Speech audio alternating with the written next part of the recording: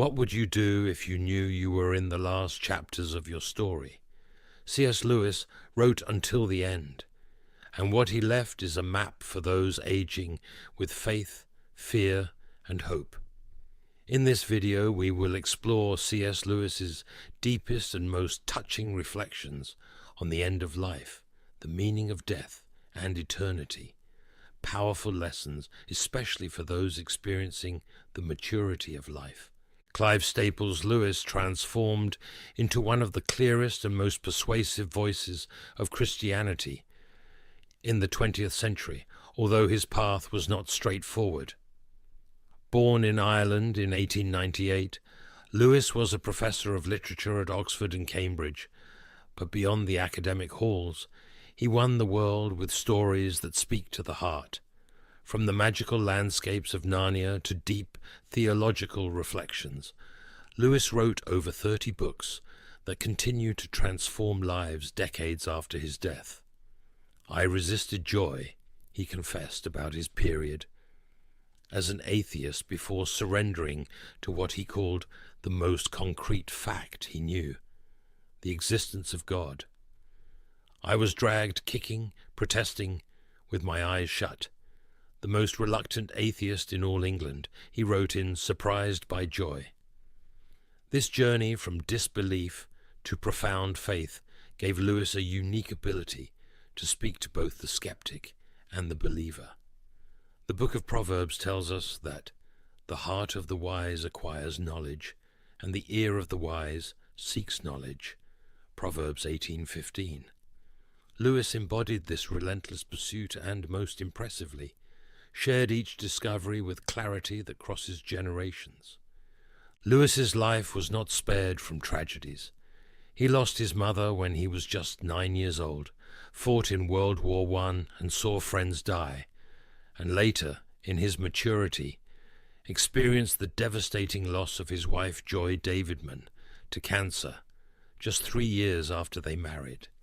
It was during this final period, facing his own mortality and physical limitations, that Lewis produced some of his deepest reflections on faith, aging, and eternity. "I believe in Christ as I believe the sun has risen, not only because I see it, but because by it I see everything else," he wrote, illustrating how his faith was not merely a theory, but a lens that brought clarity to all existence. This perspective completely transformed his understanding of aging and dying. The book of Ecclesiastes reminds us that God has set eternity in the human heart, Ecclesiastes 3:11. And Lewis lived deeply aware of this infinite horizon, especially in his final years. As we move through the corridors of time and our steps become slower, something extraordinary happens.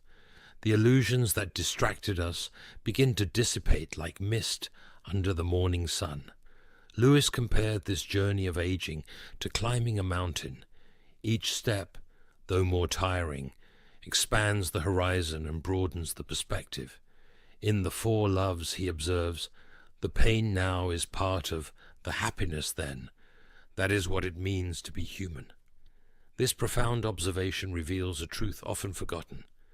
Our limitations are not just obstacles, but also gateways to deeper wisdom. The psalmist, Moses, a man who knew the seasons of life, prayed, "Teach us to number our days, that we may gain a heart of wisdom." Psalm 90:12. Lewis understood that aging is not just about physical decline, but about spiritual ascent, a purification of all that is superfluous. "You do not have a soul," Lewis wrote. "You are a soul. You have a body." This perspective reversal is revolutionary in a culture that idolizes youth and fears aging. When we contemplate life through this prism, we realize that the signs of aging, the wrinkles that mark our faces, the slowness that takes our steps, the frailty that settles in our bones, are not indicative of an end, but signs of a natural detachment from something temporary in favor of the eternal. Humans are amphibians, Lewis wrote in the weight of glory, half spirit and half animal. As spirits, they belong to the eternal world, but as animals, they inhabit time. This duality explains our discomfort with physical limitation, but also our intuition that there is something beyond it. Isaiah prophesied, "Those who hope in the Lord will renew their strength. They will soar on wings like eagles. They will run and not grow weary. They will walk and not be faint." Isaiah 40:31. Imagine contemplating each new wrinkle or pain not as a loss, but as a gentle reminder that we are gradually detaching from the temporary and approaching the eternal. How do you see your own aging? As a series of losses or as a necessary detachment that reveals what really matters? Lewis had a vision of death that deeply challenges our instinctive fears. Far from seeing it as the tragic end of everything we love, he described it as a door, the threshold between the sketch and the masterpiece, between the rehearsal and the true presentation. In the Chronicles of Narnia, Lewis uses the metaphor of worlds within worlds to illustrate this truth. In the last book of the series, The Last Battle, the characters discover, after crossing what seemed to be the end, that they were just beginning. For them, it was not the end, but the beginning of the true story, which no one on earth has ever read, which goes on forever, and in which every chapter is better than the one before. This is not just literary fantasy, but an imaginative translation of the biblical promise. The Apostle Paul wrote, "We know that if the earthly tent we live in is destroyed, we have a building from God, an eternal house in heaven, not built by human hands." 2 Corinthians 5:1. In an experiment in criticism, Lewis compares our current existence to people living in a world of shadows, unaware that there is a more substantial reality beyond. Death, in this perspective, is not a fall into the void, but an awakening to what is more real. "I believe I will die," he wrote, "but I do not believe in death. How could death be real when there is never death, but only this dying, that dying, and the other dying?" This subtle distinction between the event of death and non-existence is crucial. Jesus said, "I am the resurrection and the life. The one who believes in me will live, even though they die." John 11:25. If we could really internalize this truth, how would we live today? If death is a door and not a wall, a beginning and not an end, how would that change our priorities, our fears, our hopes? What difference would it make in our lives now if we saw death not as a fall into darkness, but as an awakening to the light that has always been there, just waiting for our eyes to adjust to its intensity? Lewis knew suffering intimately, especially in his final years. After Joy's death, he wrote, "A grief observed, one of the most honest records of mourning ever produced. No one ever told me that grief felt so like fear," he confesses. "I am not afraid, but the sensation is like being afraid, the same fluttering in the stomach, the same restlessness." What makes this work so powerful is his refusal to resort to cliches or to romanticize pain. Lewis faced the emptiness, the absence, the apparent futility of everything, even questioning, where is God? Why is he so present in our needs and so absent in our pain? And yet, it was precisely in this experience of darkness that Lewis found a new dimension of faith. God whispers in our pleasures, speaks in our conscience, but shouts in our pain. It is his megaphone to rouse a deaf world. This deep understanding echoes the words of the Apostle Paul. "Therefore we do not lose heart, though outwardly we are wasting away, yet inwardly we are being renewed day by day. For our light and momentary troubles are achieving for us an eternal glory that far outweighs them all. 2 Corinthians 4:16-17. Lewis eventually discovered that suffering was not a detour on the journey of faith, but an essential part of it. The problem of pain, he wrote in a book by that name, is central to all Christian faith, for it is in human frailty that divine strength is most clearly manifested. When the joints ache and the vision fails, when loneliness seems insurmountable and losses accumulate, perhaps it is precisely there, as Job discovered in his ordeal, that God is most actively working. "Before I knew you only by hearing of you," Job said after his sufferings, "but now my eyes have seen you." Job 42:5. Suffering, when embraced with faith, can become not just bearable but transformative, opening in us spaces that were previously closed to divine grace. There is a desire in us that no earthly experience can fully satisfy, a longing to which life's pleasures point but never completely fill. Lewis called this joy, not common happiness, but an inexplicable longing, an echo of something we have not yet fully experienced.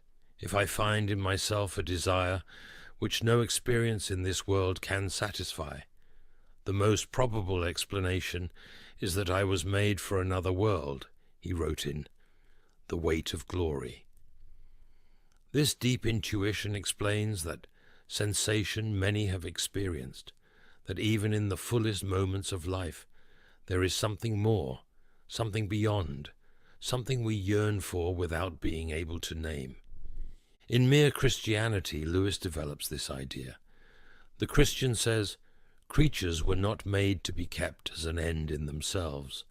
Pleasures were meant to kindle longing for our true country, of which we are citizens, to help you realize that your true home is elsewhere.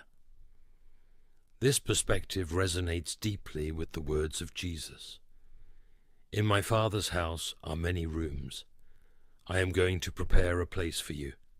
And if I go and prepare a place, I will come back and take you to be with me, so that you too may be where I am. John 14:2-3. As we age, we come closer to this meeting. Lewis suggests that, far from being a diminishment, this approach is a consummation, the moment when we will finally see face to face the one we have only glimpsed in reflections. For the Christian, death is the last and greatest earthly event, Lewis wrote, comparing it to a wide-open gate through which we pass, more awake than before. The Apostle Paul beautifully expresses this. Now we see but a poor reflection, as in a mirror. Then we shall see face to face. Now I know in part, then I shall know fully, even as I am fully known. 1 Corinthians 13:12. What then does Lewis teach us about how to age with wisdom and grace? First, he invites us to live each day with purpose, even the most common and seemingly insignificant. The only way to get to the place where you no longer need to be used by God is to let yourself be used by God now, he wrote. This perspective transforms the everyday into opportunity, limitations into invitations for creativity, simple days into moments of eternity. The Apostle Paul exhorted, "Be very careful then how you live, not as unwise but as wise, making the most of every opportunity." Ephesians 5:15-16. There is no wasted day for those who live with this awareness. Each moment carries the weight of eternity. Second, Lewis teaches us to accept our frailty with humility and gratitude. Humility is not thinking less of yourself, but thinking of yourself less, he observed, suggesting that true freedom comes when we stop being overly concerned with our image, our status, our strength. In a culture that idolizes self-sufficiency, accepting support, admitting limitations, and embracing one's own vulnerability becomes an act of courage, not weakness. For when I am weak, then I am strong, Paul wrote, 2 Corinthians 12:10, expressing the central paradox of the Christian life. It is when we recognize our weakness that we experience divine strength. Third, Lewis shows us the importance of investing more in the soul than in the body. For as Proverbs says, above all else, guard your heart, for everything you do flows from it. Proverbs 4:23. In The Abolition of Man, Lewis warns of the danger of an education and culture that emphasize dominion over nature, but neglect the cultivation of the soul. A man without a chest, he writes, referring to someone who has developed the intellect and appetite, but not the virtues of the heart. Aging offers us a precious opportunity to correct this imbalance, to cultivate what will truly remain. And finally, Lewis invites us to prepare for the eternal, not with fear, but with joy and expectation. Joy is the serious business of heaven, he wrote, suggesting that our attitude toward eternity should be one of anticipation, not apprehension. Jesus promised, "Do not let your hearts be troubled. Trust in God. Trust also in me." John 14:1. If you are in the maturity of life, perhaps even feeling the weight of the years, know this: you are not at the end. You are on the threshold of something grand. If Lewis were here, he would hold your hand, look into your eyes and say, "The journey does not end here. All the pages we have turned up to now were just the preface. Now begins the first chapter of the great story that no one on earth has ever read, which goes on forever, and in which every chapter is better than the previous one. What awaits us is not darkness, it is light, more real than any light we have ever known. In Mere Christianity, Lewis writes, "If I find in myself a desire which no experience in this world can satisfy, the most probable explanation is that I was made for another world." He continues, "Look inside to your own heart and find there the thing you truly desire. Perhaps heaven is just that." This profound hope resonates with the promise in Revelation. He will wipe every tear from their eyes. There will be no more death or mourning or crying or pain, for the old order of things has passed away. Revelation 21:4. Lewis concludes the Chronicles of Narnia with a passage that captures this eternal hope. And for us this is the end of all the stories, but for them it was just the beginning of the real story. All their life in this world and all their adventures in Narnia had been just the cover and the title page of the book. Now they were beginning chapter 1 of the great story, which no one on earth has ever read, which goes on forever, and in which every chapter is better than the previous one. This is not just literary fantasy, but an expression of faith in the promise of Jesus. "In my Father's house are many rooms. I am going to prepare a place for you." John 14:2. If this message has touched your heart and brought blessings to your life today, we encourage you to share it with those who need to hear words of hope and love. By doing so, you will be obeying the Lord's command as recorded in Mark, chapter 16:15. And he said to them, "Go into all the world and preach the gospel to all creation." Dear brothers and sisters, as we spread God's word, we fulfill his will and bring light to lives that need comfort and direction. Let us be instruments of the Lord's love, sharing this message so that others may experience the peace and joy of knowing our Savior. Together, with hearts full of love and gratitude, let us take the good news to all corners of the world, answering the Father's call. Don't forget to click the like button and subscribe to our channel for more messages like this. Together, we can reach more lives and spread the love of Christ. If you wish to accept Jesus Christ as your Lord and Savior, I invite you now to open your heart and receive God's grace. No matter where you have been or what you have done, Jesus came to save the lost, and God loves you deeply. He does not want anyone to perish, but for everyone to repent and find eternal life. Make this prayer of salvation in your heart. O Lord of heaven, King of glory, and Saviour of souls, with humility and a contrite heart, I approach your presence. I am like clay in your hands, broken and stained by the weight of sin, but eager to be shaped by your redeeming grace. O Christ, I recognize that I am a sinner, that I have walked paths far from your holiness, that my actions and thoughts have often rejected the splendor of your glory. Today, Lord Jesus, I cry out for your forgiveness. I have no merit to present, only a heart that longs for your transformative touch.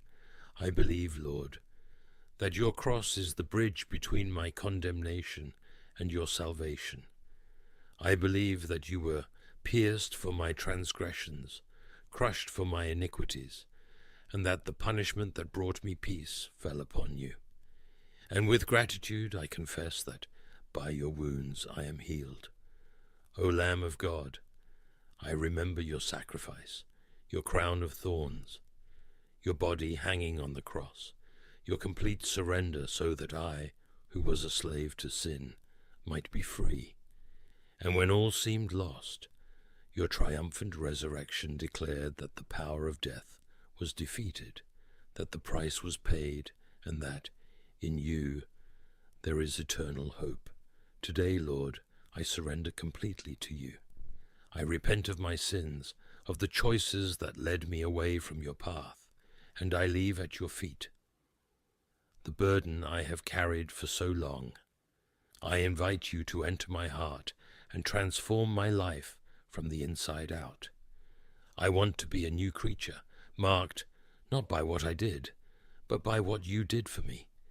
Help me to trust you every day, to follow you faithfully even in the hardest times. May my heart be moved not by fear, but by love, not by obligation, but by the joy of knowing that I am yours.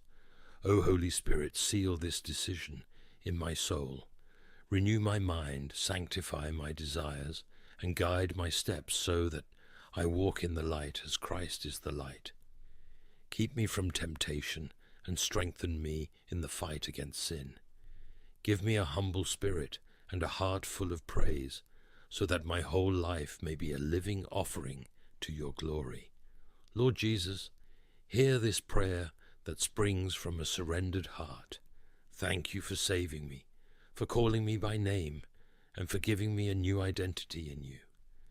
May your goodness and mercy accompany me all the days of my life, until at last I see your face and behold your eternal glory.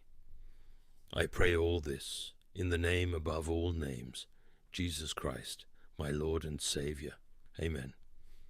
Thank you to everyone who followed this message and prayed with us. It is an honor to be part of your spiritual journey. May God continue to bless you and your family abundantly. Until the next video. Ladies and gentlemen, there is a kind of loss that cannot be measured by money, cannot be mended by time, and cannot be mourned with tears. It is not the loss that visits us in funerals or in farewells. It is deeper, it is quieter, it is the greatest loss in life. The death of purpose, the burial of vision, and the silent funeral of dreams that never saw the light of action. You see, we often associate loss with things we can touch, people, property, or positions. But the most devastating loss is the one that happens within, when a person who once burned with ideas now lives in silence, when a mind built for greatness settles for survival, when a soul meant to fly resigns to crawling. This is not just an emotional matter, it's an educational crisis. Because if the highest aim of education is to ignite potential, then the greatest tragedy is not ignorance, but potential unused. In every classroom sits a future author who has stopped writing. In every community lives an inventor who never built. Not because they were incapable, but because somewhere along the line they began to believe they were unworthy. They lost not just motivation, but identity. And what causes this? Sometimes it's fear of failure, of judgment, of imperfection. Other times it's neglect. A system that teaches information but forgets to teach purpose. Or it's comparison, that thief of joy, which convinces people they're too late, too behind, or too ordinary. Ladies and gentlemen, the greatest loss in life is not when others walk away from you. It's when you walk away from yourself. When you stop believing in what you carry, when you forget why you began, that is the loss that echoes in the silence of unlived potential. But the good news? Loss does not have to be final. As long as breath remains, the classroom is still open, the pen still writes, the mind still creates, and the spirit still dreams.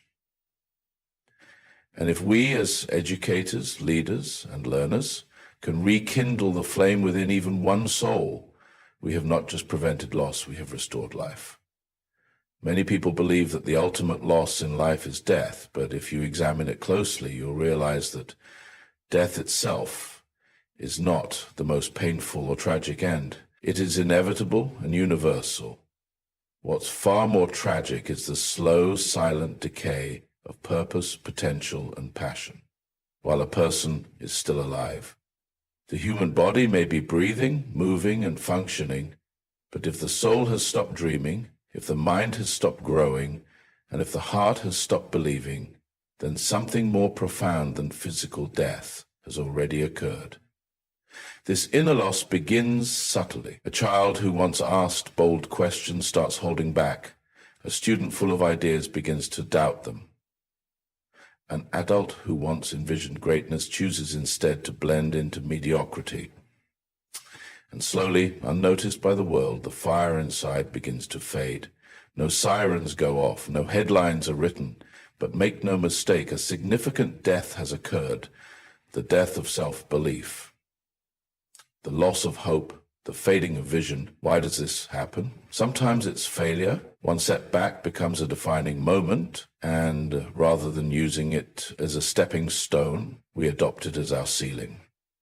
Other times it's fear of being judged, misunderstood, or rejected. There are people who bury their dreams every day, not because they lack talent, but because they fear the cost of being seen.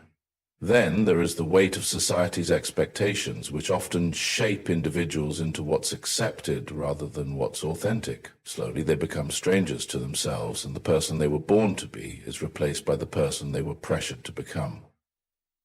Education, in its truest sense, is not just about filling minds with facts. It's about awakening individuals to who they are and what they carry. But when education is reduced to memorization and measurement, when it stops speaking to the heart, it can unintentionally contribute to this silent loss. A person may graduate with honors and still feel empty inside because the system developed their intellect but ignored their identity. This inner death is also fueled by comparison. In a world obsessed with measuring success by numbers, followers, grades, salaries, people often forget the immeasurable value of their uniqueness. They compare their beginnings to someone else's highlight reel and conclude they are not enough. And in that moment, something beautiful within them begins to shrink. The tragedy of this kind of loss is that it goes unnoticed. You can walk past someone every day who looks fine on the outside but is grieving the parts of themselves they've abandoned. They smile at you while silently mourning the dreams they once held.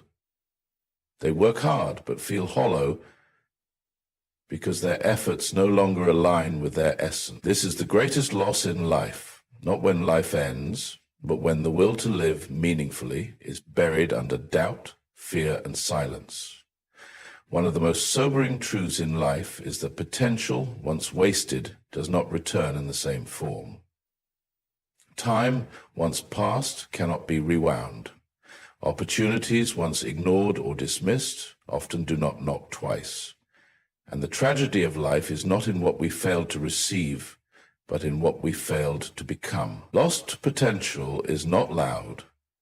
It doesn't cry out or break down doors. But its consequences echo quietly through every unfulfilled moment, every unstarted project, and every unrealized dream. Potential is the raw material of greatness. It is what lies within every human being, the capacity to do, to create, to transform, to inspire. It does not discriminate between backgrounds, financial status, or environments. But potential is not permanent. It is perishable. It expires when it is not used, and that is what makes its loss so painful. A talent never developed is not the same as a talent denied. It is a gift left unopened. A light that was never switched on, a seed that stayed underground. Not because the soil was bad, but because it was never watered. Too often we comfort ourselves with the illusion that we have more time. We tell ourselves we will begin later, we will try tomorrow, we will pursue that dream when the circumstances are just right. But time does not wait for our fears to subside or our confidence to rise. While we delay, the world keeps moving and potential slowly fades into regret. The irreversible nature of lost potential is not just about missed careers or unachieved goals. It's about the ripple effects of what could have been. A teacher who never fully stepped into their calling may have missed shaping generations. A writer who never shared their words may have failed to comfort someone in pain. A leader who never rose may have left communities unguided. The cost of lost potential is not just personal, it is collective. Society suffers every time someone's inner greatness remains dormant. Fear, doubt, and procrastination are some of the main thieves of potential. They whisper lies about timing, readiness, and worthiness. And unless one recognizes that potential demands action, not perfection. It is easy to spend a lifetime planning without ever doing.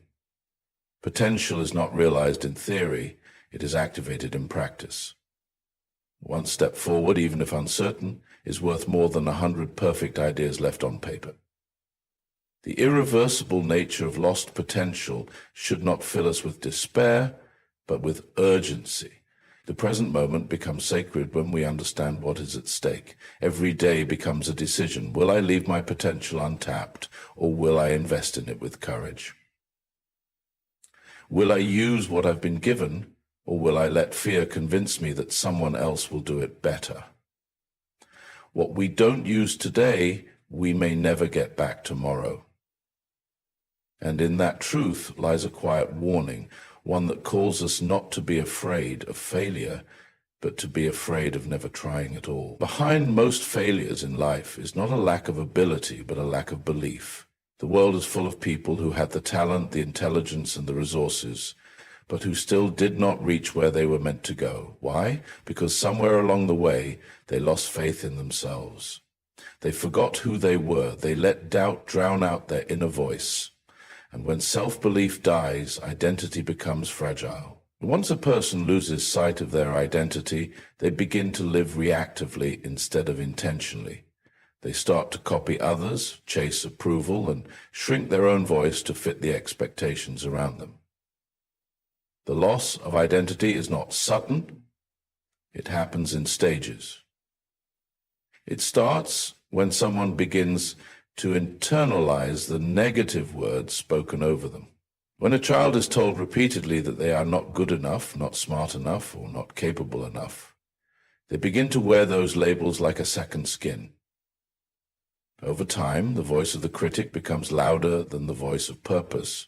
And as they grow, they begin to shape their life not around their potential, but around their pain. Slowly they drift away from who they are and become who others expect them to be. This is especially dangerous in educational settings. A student who struggles in one subject may begin to see themselves as unintelligent altogether. A young person who doesn't fit into the standard mold may start believing they are a failure. But the truth is, every person has a different rhythm, a unique brilliance that may not always be visible in traditional systems. When institutions, communities, and families fail to recognize and affirm that uniqueness, they contribute to the slow erosion of identity. And once someone stops believing in their worth, they stop trying. They stop reaching, they stop growing. Self-belief is the foundation upon which all achievement is built. Without it, even the best plans collapse under pressure. A person who lacks confidence will sabotage their own success before anyone else does. They will say no to opportunities not because they can't, but because they don't think they should. They will lower their standards, settle for less, and silence their own ideas, just to avoid the discomfort of standing out. And yet the saddest part is that most people don't even realize they've lost themselves. They keep moving through life, following routines, fulfilling roles, and chasing external validation, never pausing to ask, who am I when no one is watching? What do I truly want? What do I believe I'm capable of? Restoring self-belief is not about arrogance, it's about alignment. It's about coming back to the truth of who you were before the world told you who to be. Because when you know who you are, you stop living by default and start living by design. And when you truly believe in yourself, failure is no longer something to fear. It becomes something to learn from, rise from, and grow beyond. Education is one of the most powerful tools humanity possesses. It has the capacity to shape minds, open doors, and break cycles of poverty, ignorance, and limitation. But the true value of education is not found in the number of degrees a person collects, the grades they achieve, or the titles they earn. Its value is only fully realized when it is applied, when knowledge is transformed into action, wisdom, and impact. Without this transformation, education becomes a storehouse of unused potential, and that is one of the quietest yet most dangerous losses we face in society today. We live in a world overflowing with information. There is no shortage of facts, theories, or formulas. Students memorize historical dates, mathematical equations, and scientific laws. Professionals attend seminars, read books, and collect certificates. Yet despite all this knowledge, many still feel unfulfilled, lost, or disconnected from purpose. Why? Because information that is not applied becomes clutter in the mind. It remains theory instead of becoming transformation. Education must go beyond the classroom. It must move from the pages of textbooks into the real world, into decisions, relationships, leadership, and innovation. A person may study ethics, but still lack integrity. They may study communication, but still struggle to connect. They may understand business strategies, but never start a single venture. This disconnect between what is learned and what is lived is what makes education without application such a tragic waste. The purpose of learning is not just to know more, it is to be more and do more. There is also a common misconception that academic excellence guarantees life. But success is not built on what you know, it's built on what you do with what you know.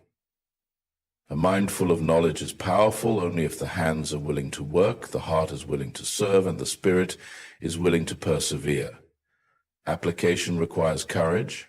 It demands decision-making, risk-taking, and action. Without it, knowledge becomes passive, something that is admired but never activated. Moreover, when education is pursued only for the sake of achievement rather than application, it begins to lose its purpose. Students begin to chase marks, not mastery. They focus on passing exams, not solving problems. They seek approval, not understanding.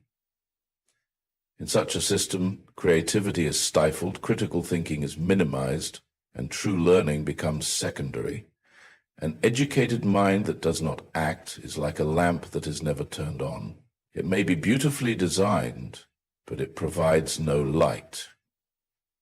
In the same way, when people choose not to use what they've learnt to help others, to build solutions, to better their communities, They are dimming the very potential that education was meant to unlock. The goal of education, therefore, should never be limited to personal gain. It must also be about responsibility, about how we use what we've learned to influence, uplift, and improve the world around us. Because when education is applied, it doesn't just inform, it transforms. As we reflect on the idea of the greatest loss in life, let us not limit our understanding to what is seen or commonly spoken of. The deepest losses are often invisible. The loss of purpose, the loss of potential, the loss of identity, and the loss of meaningful education. These are not marked by funerals or farewells, but by quiet resignation, silent regret, and untapped greatness. The greatest loss is not death itself, but what dies within us while we live. The dreams we silence, the passions we ignore, and the callings we delay. It is the irreversible waste of potential when what could have been is buried beneath what was never attempted.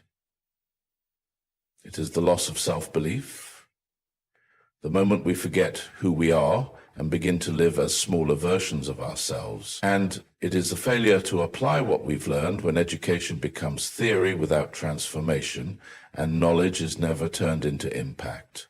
But this message is not just a warning, it is a call to awaken the fire within, a call to act before it's too late, a call to believe not just in education, but in the application of it, a call to see every moment not as ordinary, but as an opportunity to choose growth over comfort, courage over fear, and purpose over passivity, because the true tragedy is not in what we lose, but in what we leave unused. Let us not be among those who simply exist. Let us be among those who truly live.